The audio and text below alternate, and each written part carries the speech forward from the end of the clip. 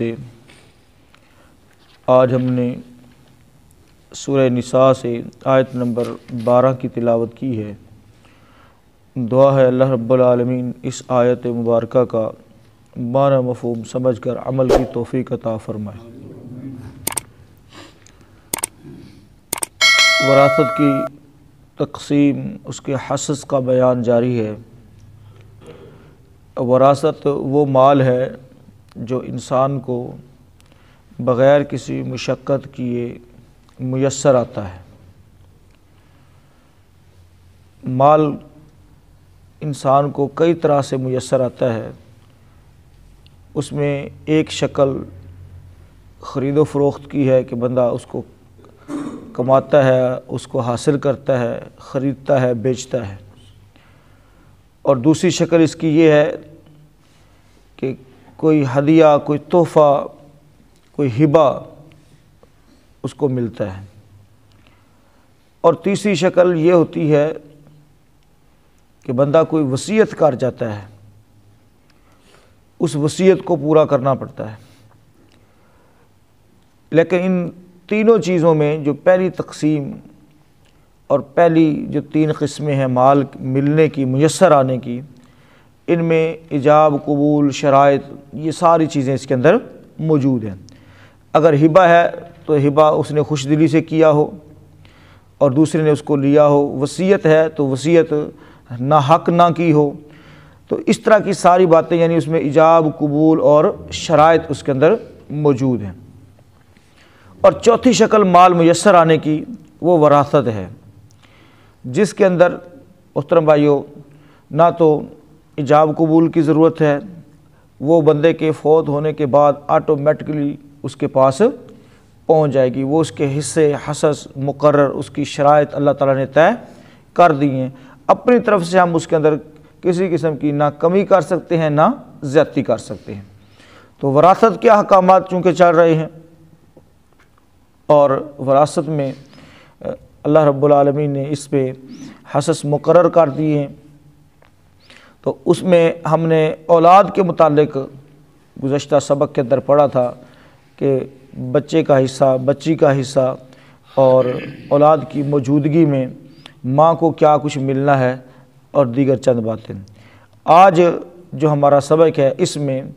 خامد کا حصہ کتنا ہے، اگر بیوی فوت ہو جائے تو خامد کو کیا کچھ ملے گا، اگر بیوی کی کوئی جائیداد ہے، بیوی کا مال ہے تو وہ وراثت چھوڑ کر جا رہی ہے، تو اس میں خامد کا کیا حق ہوگا، اور اسی طرح سے اگر خامد چھوڑ کر جا رہا ہے تو اس میں بیوی کا کیا حق ہوگا۔ تو یہ بھی دونوں ایک دوسرے کے وارث ہیں اور حصص ان کے بھی مقرر ہیں۔ ترجمہ دیکھیں گے پھر بات سمجھ آئے گی۔ فرمایا وَلَكُمْ، اور تمہارے لیے، یہاں پر خطاب اللہ تعالیٰ نے شوہروں سے کیا ہے، خامدوں سے کیا ہے۔ وَلَكُمْ، اور تمہارے لیے، نصف ہے ما ترکا، جو چھوڑ جائیں، ازواجکم، تمہاری بیویاں، ان لم یکن لہن، اگر نہ ہو ان کے لیے، ولد، کوئی اولاد، اگر ان کی کوئی اولاد نہ ہو اور وہ فوت ہو جائے تو خامد کے لیے ہے اس ترکے میں سے، مال میں سے نصف حصہ، فَإِن كَانَ، پس اگر ہو، لہن، ان کے لیے، ولد، کوئی اولاد۔ اولاد کی دو شکلیں ہو سکتی ہیں، ایک یہ کہ جس خامد کے ساتھ اس حال میں موجود ہیں اس سے اولاد، یا پہلے خامد سے کوئی اولاد۔ ایسا بھی تو چکر ہو سکتا ہے نا کہ پہلے بیوہ ہو گئی، پھر شاید یا متعلقہ تھی، اس سے بھی کچھ اولاد وغیرہ تھی، تو اس لحاظ سے یہ اولاد کی ساری شکلیں موجود ہیں، شکلیں ہو سکتی ہیں۔ اس لیے اللہ تعالیٰ نے کنڈیشن لگا دی، فرمایا فَإِن كَانَ، پس اگر ہو، لہن، ان کے لیے، ولد، کوئی اولاد۔ ولد کے اوپر جو تنوین ہے یہ تنکیر کی ہے، یعنی سب اولادیں، صرف اس خامد کی اولاد شمار نہیں ہوگی۔ اس بات کو بھی اچھے طریقے سے سمجھ لیا جائے کہ صرف اس خامد کی اولاد شمار نہیں ہوگی، بلکہ اگر پہلے یا پہلے خامد کی بھی کوئی اولاد ہے تو وہ بھی اس وراثت کے اندر شامل ہو سکتی ہے۔ ولد، کوئی اولاد، فَلَكُمُ الرُّبُعُ، پس تمہارے لیے پھر چوتھا حصہ ہے، مما، اس میں سے ترکنا جو وہ چھوڑیں من بعد وصیت بعد وصیت کے یوصین بہا جو انہوں نے کی ہو، جو وہ کر جائیں جو انہوں نے کی ہے اس وصیت کو پورا کرنے کے بعد، او دین یا قرض کے بعد۔ یعنی یہ تو پہلے بھی بات ہو چکی ہے کہ بندے کے قرض کو پہلے اتارا جائے گا، وصیت کو پہلے پورا کیا جائے گا، اس کے بعد جو کچھ بچے گا وہ تقسیم ہوگا۔ وَلَهُنَّ الرُّبُعُ اور ان عورتوں کے لیے یعنی بیویوں کے لیے چوتھا ہے حصہ، مما اس میں سے ترکتم جو تم چھوڑ جاتے ہو، جو تم چھوڑ جاتے ہو، ان لم یکن لکم اگر نہ ہو تمہارے لیے، ولد کوئی اولاد، تو ان کو کیا ملے گا؟ چوتھا حصہ ملے گا۔ فَإِن كَانَ پس اگر ہو لکم تمہارے لیے، ولد اور کوئی اولاد، فَلَهُنَّ الثُّمُنُ پس ان کے لیے پھر آٹھواں ہوگا، ان کے لیے پھر آٹھواں حصہ ہے، مما اس میں سے ترکتم جو چھوڑا تم نے، من بعد وصیت بعد وصیت کے، توصون بہا جو وصیت تم کر جاؤ، او دین یا قرض کے بعد، قرض کی ادائیگی اور وصیت کے پورا کر جانے کے بعد جو مال بچے گا اس کو تقسیم اس حساب سے کیا جائے گا، اگر اولاد نہیں ہے تو چوتھا حصہ بیوی کا، اور اگر اولاد ہے تو پھر آٹھواں حصہ۔ وَإِن كَانَ اور اگر ہو رَجُلٌ کوئی مرد، یورث کلالتاً جس کا ورثہ لیا جا رہا ہو، کلالہ، او امرأۃ یا کوئی عورت، وَلَهُ اور اس کے لیے ہو، اخن۔ اب یہاں پر جو لفظ کلالہ کا استعمال ہے اس کا تھوڑا سا معنی تو کیا جائے گا، کلالتاً ایسا جس کا نہ باپ ہو نہ اولاد ہو، نہ باپ ہو نہ اولاد ہو۔ کلالہ کا مطلب جس کا اوپر بھی کوئی نہیں ہے اور نیچے بھی کوئی نہیں ہے، تو ایسا شخص یا پھر ایسی عورت، وَلَهُ اس کے لیے، اخن ایک بھائی ہے، او اختن یا ایک عورت ہے، فَلِكُلِّ پس ہر ایک کے لیے، واحد ہر پس لِكُلِّ ہر واحد ایک، منہما ان میں سے، السدس چھٹا حصہ ہے اس کے لیے، پس ان میں سے ہر ایک کے لیے چھٹا حصہ ہے۔ فَإِن كَانُوا پس اگر ہوں، اکثر وہ زیادہ، من ذالک اس گنتی سے، یعنی یہ ذالک اسم اشارہ ہے، یعنی ایک بھائی نہیں ہے بلکہ زیادہ بھائی ہیں، ایک بہن نہیں ہے بلکہ کیا ہے؟ زیادہ ہے۔ فَهُمْ پس وہ شرکاء شریک ہوں گے، فی الثلث ایک تہائی حصے میں، ایک تہائی حصے میں حصے دار ہوں گے، شریک ہوں گے، من بعد وصیت بعد وصیت کے، یوصی بہا جو کی گئی جو کی جائے، او دین یا قرض کے، یعنی وصیت جو کی گئی تھی وہ اور قرض اس کو پورا کرنے کے بعد ایسا شخص ایسی عورت جس کا ایک بھائی ہے یا ایک بہن ہے اور اس کے لیے ان کے لیے چھٹا حصہ ہے، اور اگر بھائی بھی زیادہ ہے بہنیں بھی زیادہ ہیں تو وہ سارے کے سارے تیسرے حصے کے اندر ایک تہائی کے اندر کیا ہوں گے؟ شریک ہوں گے۔ فرمایا غیر مضار، یہ جو اللہ تعالیٰ نے احکامات دیے ہیں اس طرح کے کسی کا نقصان نہ کیا گیا ہو، کسی کا نقصان نہ، یعنی کسی کو نہ نقصان پہنچایا ہو، کسی کا حصہ کم نہ کیا ہو، کسی کو پریشان نہ کیا ہو، کسی کو بالکل لا تعلق نہ کر دیا ہو، غیر مضار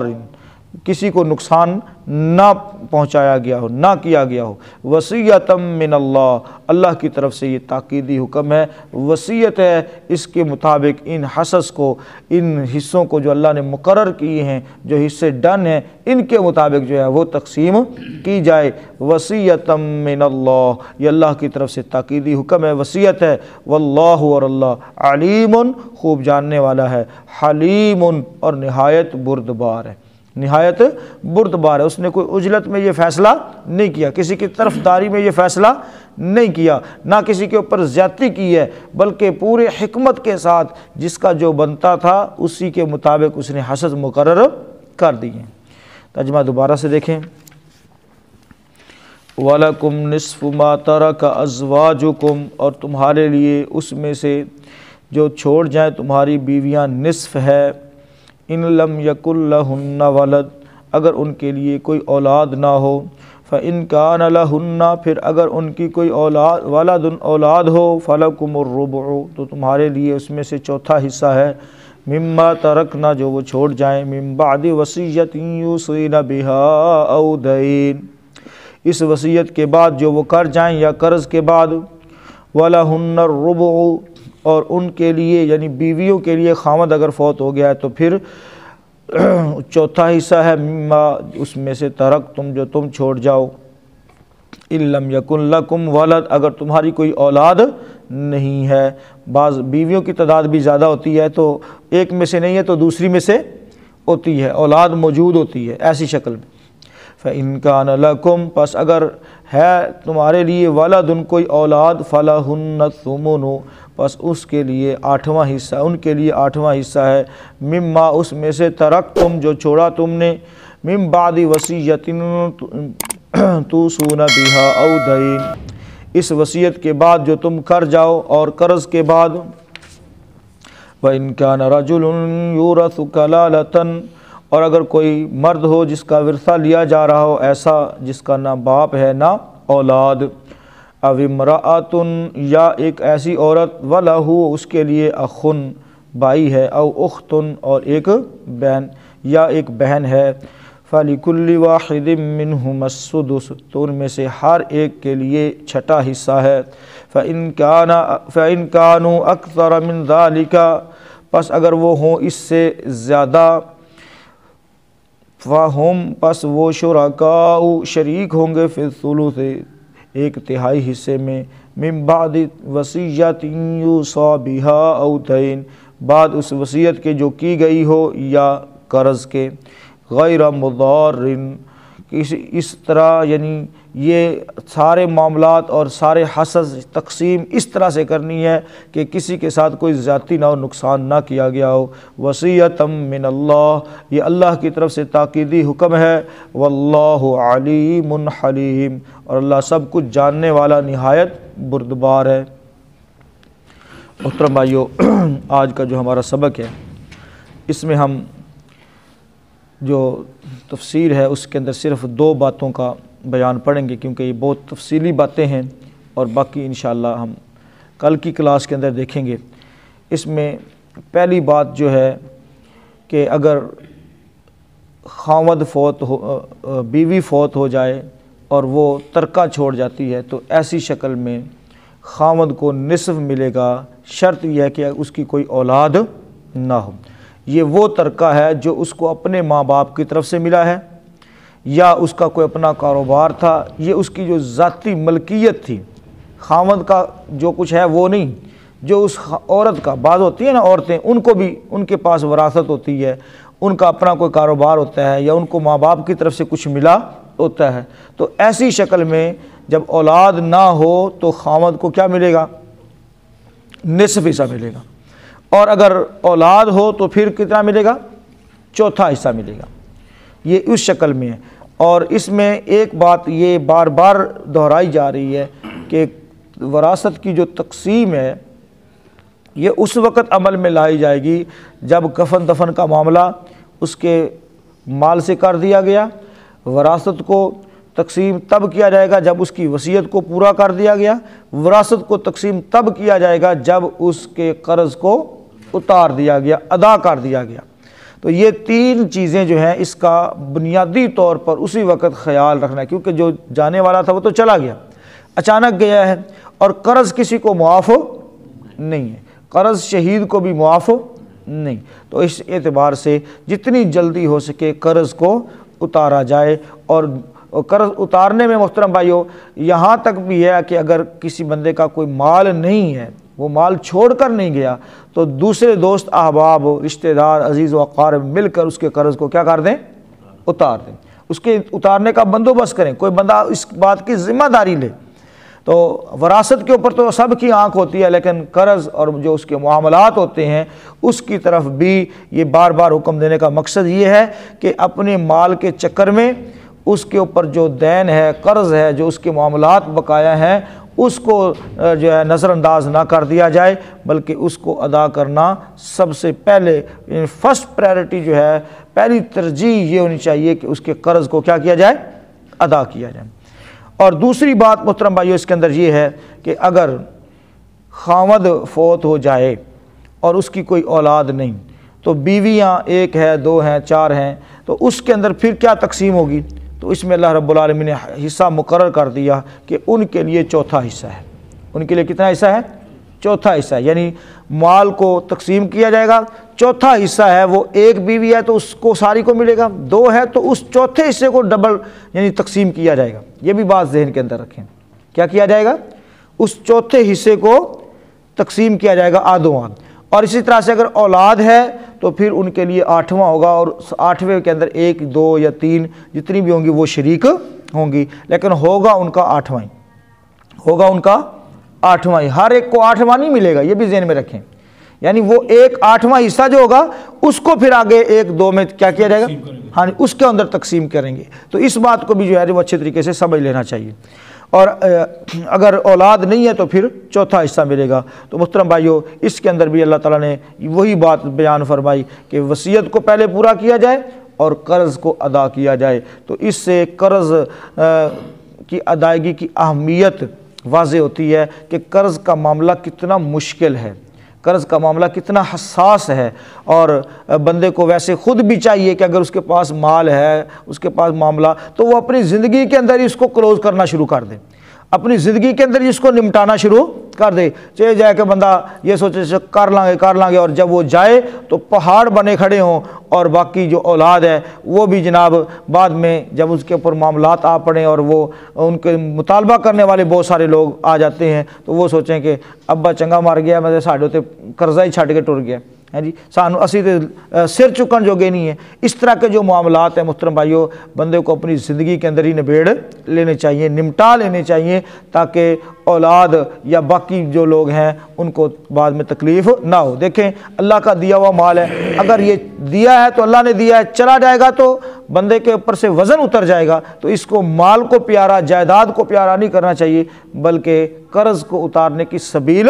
جلد از جلد کرنی چاہیے۔ اللہ تعالیٰ سے دعا کرتے ہیں بات کو سمجھنے کی توفیق عطا فرمائے۔ دیکھ لیجئے اس